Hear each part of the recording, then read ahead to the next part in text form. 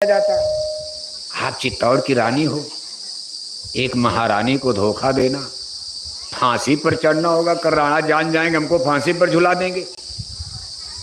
इसलिए नहीं नहीं, हमको पिया का भेद हम नहीं बता सकते, आप किसी और को खोज लो।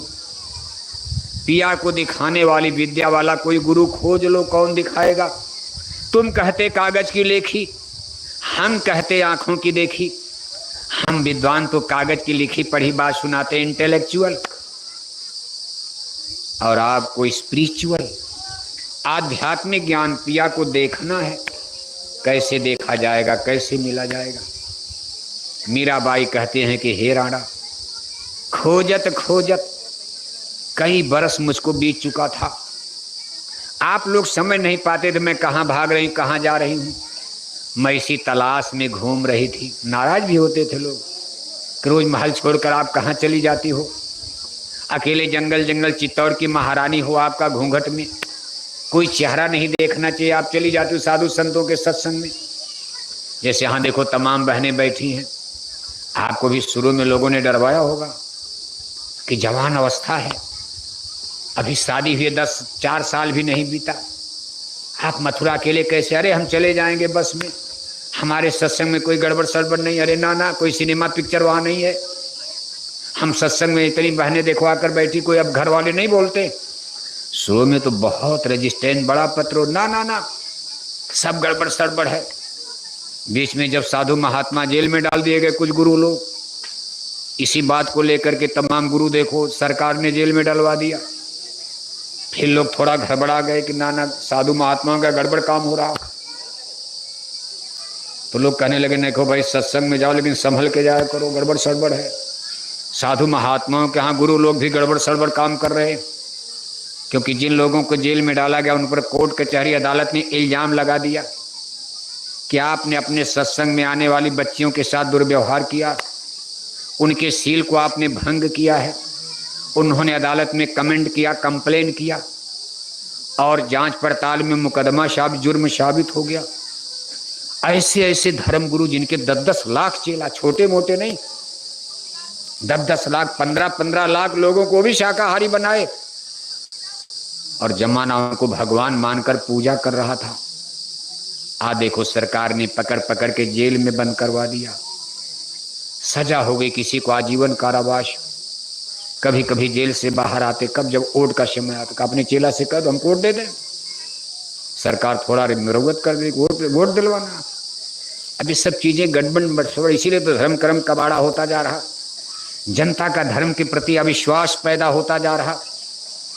इसको राजनीतिक मंच पर ऐसे गढ़ करके लोगों ने खड़ा कर दिया। गलत उपयोग धर्म का करने लगे गद्दी कुर्सी के लिए। धर्म का उपयोग तो था आत्मा का कल्याण करना। धर्म का मतलब एमपी एमएलए बनाना नहीं था। धर्म का मतलब दिल्ली लखनऊ की गद्दी नहीं है। प्रधानमंत्री को भी अपनी आत्मा के कल्याण के लिए धर्म की शरण में जाना चाहिए। ये नहीं कि धर्म को उठा के दिल्ली में ले आओ, प्रधानमंत्री के बंगला में ले आओ। मुख्यमंत्री को धर्म की शरण में जाना चाहिए आत्मा के कल्याण के लिए।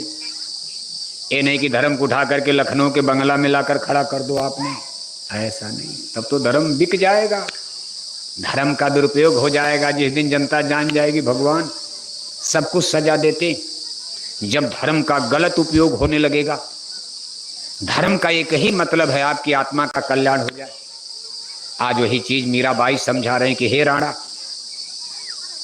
खोजत खोजत संत रविदास मिले मोर सदगुरु, दीनेश्वर शहदानी। खोजते खोजते कई बरस बीत गया, लेकिन एक दिन मुझे गुरु रविदास मिल गए। गुरु रविदास, अब देखो जन्म तो उनका काशी में, उनके गुरु साहब कबीर काशी में, और मीराबाई राजस्थान में चित्तौड़ में है। आगे ऐसी घटना घटती है कि काशी नगरी में झगड़ा हो गया विद्वानों से।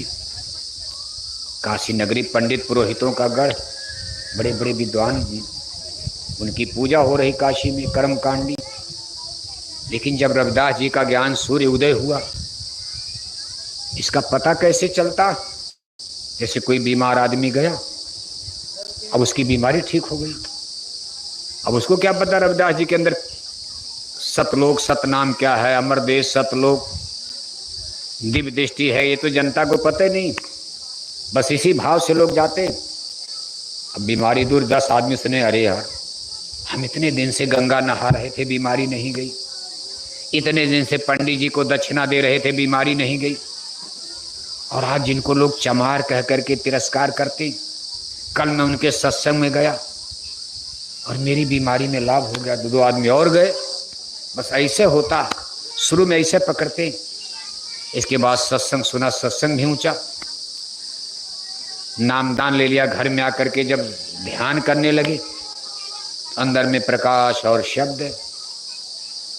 अरे कहा भाई हम तो कर्म कांड में जब गए पंडित पुरोहित के पास, उन्होंने कहा ठाकुर जी की कथा हो रही, बैठो।